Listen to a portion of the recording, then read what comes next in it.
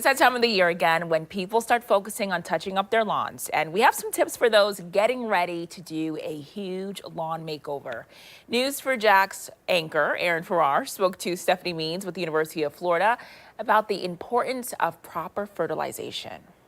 Going for green. Now that spring is here, with ample sunshine and warmer temperatures, many of us will start sprucing up our lawns. But across the state of Florida, there are more than 100 different ordinances written to address how and when you can apply fertilizer. A recent study of Floridians revealed more than half of people polled did not know if they live in one of the areas with a residential fertilizer ordinance. 22% did know. Joining us right now this morning, Stephanie Means. Stephanie, you know about fertilizer as well. So through your work with UF's Institute of Food and Agriculture Sciences, a recent survey that shows not everyone does, why is proper fertilization important, especially now?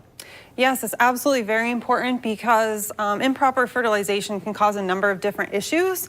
Not only can it injure your grass and your turf grass, it can also create increased pest and disease problems.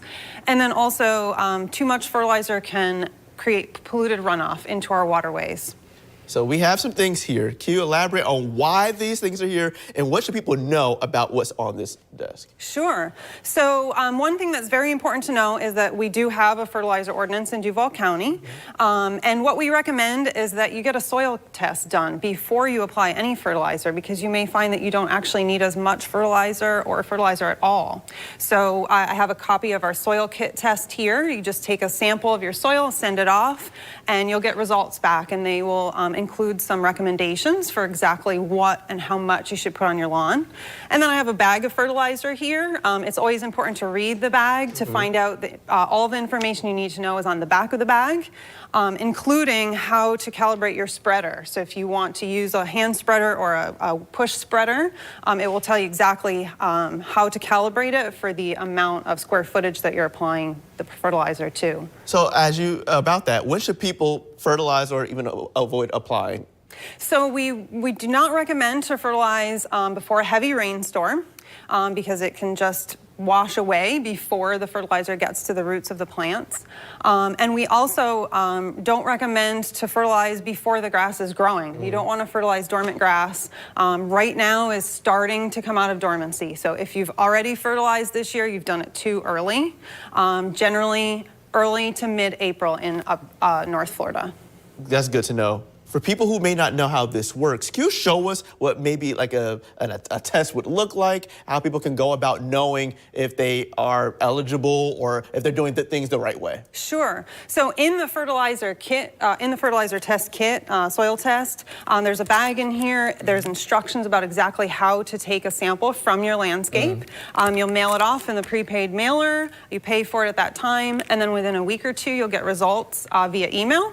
They'll ask you the approximate square footage of your landscape, but they make it really easy for you because they will use GPS to coordinate your square footage for you and then make recommendations based on your specific location and what they found in your nutrient test. Now, how can people read the bag, especially ones that you were showing us? How can people go about making sure that they're reading it correctly, and especially when it comes to fertilizer? Sure. So the numbers on the bag correlate to the different nutrients that are in it. Nitrogen, phosphorus, and potassium are the three numbers in order.